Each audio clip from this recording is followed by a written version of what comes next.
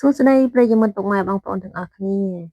ថ្ងៃនេះយើងមកធ្វើខត្រីរ៉ស់ជាមួយនឹងប៉េងប៉ោះវិញម្ដង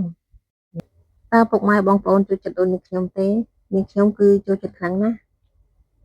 ហើយចំណែកឯរសជាតិរបស់វាវិញគឺមានរសជាតិឆ្ងាញ់ព្រោះយើងខលាយជាមួយនឹងប៉េងប៉ោះគឺជូរផ្អែមរសជាតិនេះត្រូវគ្នាតែម្ដងហើយនាងខ្ញុំក៏អានរឿងស្នេហាខុសភពជាបន្តទៀតឲ្យអ្នកទាំងអស់គ្នាស្ដាប់ផងដែរ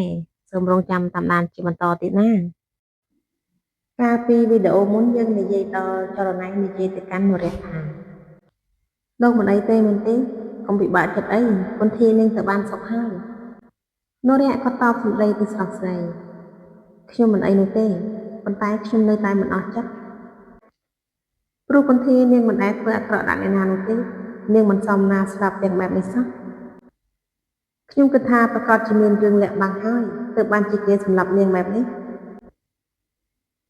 ឬមួយក៏នាងដឹងអាចបាំងអ្វីម្យ៉ាងទើបបានជាគេសម្លាប់នាងបែបនេះនរៈសង្ហាវឌ្ឍនាលើសម្ដីចរណៃស្រីនិយាយបែបនោះគេក៏ចាប់អារម្មណ៍នឹងសម្ដីនៃចរណៃបាននិយាយនរៈក៏លន់មាត់ថាមិនមែនហើយតោះឆាប់ទៅ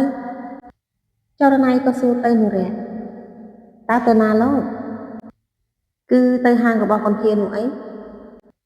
និយាយរួចហើយពួកគេក៏នាំគ្នាទៅហាងរបស់កន្ធាទៅដល់ហាងរបស់កន្ធានរៈសង្ហាវឌ្ឍនាក៏ដើរចូលទៅក្នុងបន្ទប់គេងរបស់នាងវឌ្ឍនាបានដើរមើលសពបន្ទប់របស់កន្ធាហើយក៏បានឃើញរូបថតរបស់កន្ធាជាមួយនឹងមង្គលថតជាមួយគ្នា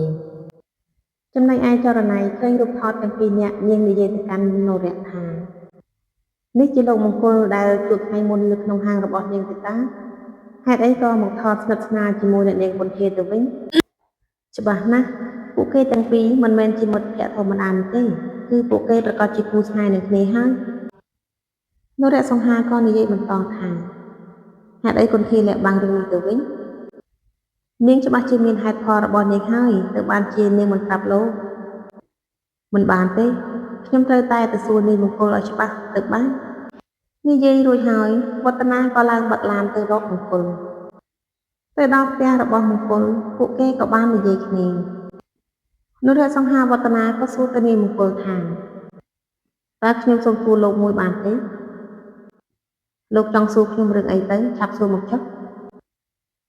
លោកត្រូវជាអ្វីជាមួយនឹងប្អូនស្រីរបស់ខ្ញុំនាងមង្គលក៏ឆ្លើយតបធ្វើដូចធម្មតា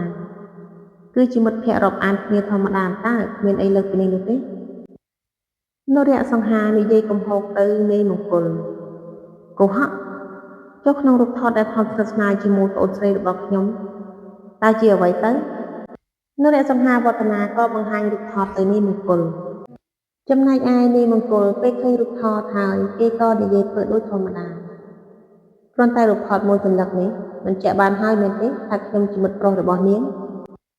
លោកយល់ច្រឡំហើយខ្ញុំនិងនាងមិនត្រូវជាអ្វីនឹងគ្នានោះទេបើអស់ការអីហើយខ្ញុំសុំទៅមុនហើយព្រោះខ្ញុំរវល់ខ្លាំងណាស់ស្រដីរួចហើយនាងមង្គលក៏ដើរចេញទៅចរណៃស្រីក៏និយាយទៅកាន់វឌ្ឍនាខ្ញុំមើលទៅនាងមង្គលម្នាក់នេះមិនមែនជាមនុស្សធម្មតានោះទេខ្ញុំចាប់ផ្ដើមសង្ស័យហើយថានាងមង្គលម្នាក់នេះមានការពាក់ព័ន្ធនឹងការស្លាប់របស់អ្នកនាងកន្ធាមិនខាននោះទេនរៈសង្ហាក៏ស្រដីថាខ្ញុំនឹងតាមស៊ើបមើលបន្តទៀតខ្ញុំមិនបបងចោលដោយងាយនោះទេចំណែកឯនាយមង្គលគេចាប់ដើមប្រុងប្រយ័ត្នហើយព្រោះគេដឹងថាប៉ូលីសបានស៊ើបអង្កេតនឹងការស្លាប់របស់កន្ធាហើយក៏ចាប់ផ្ដើមតាមដានលោកវឌ្ឍនាផងដែរមង្គលនិយាយទៅកាន់កូនចៅរបស់គេថាក្រុមប៉ូលីសគេចាប់ផ្ដើមស៊ើបអង្កេតរឿងការស្លាប់របស់កន្ធាហើយដូច្នេះយើងក៏អាចការចេញទំនិញរបស់យើងសិនទៅហើយឯងឆាប់ទៅបោសសម្អាតកុំឲ្យមានខុសតាំងសោះកូនចៅក៏ឆ្លើយតបទៅចវាងបាទចវាងនិយាយរួចហើយកូនចៅមង្គលក៏ដើរចេញទៅនរៈសង្ហាវឌ្ឍនាអង្គុយមើលរូបថតរបស់ប្អូនស្រីរបស់គេហើយក៏និយាយទៅកាន់រូបថតរបស់គុនធាថាគុនធាតើមូលហេតុអីទៅបានជាកូនស្លាប់ទាំងបែបនេះតើឲ្យបងធ្វើយ៉ាងម៉េចទៅទើបអាចវេចមុខឃាតករដែលសម្លាប់ប្អូនស្រីបានវឌ្ឍនានិយាយរួចទូរស័ព្ទរបស់គេក៏មិនឮសំឡេងឡើយ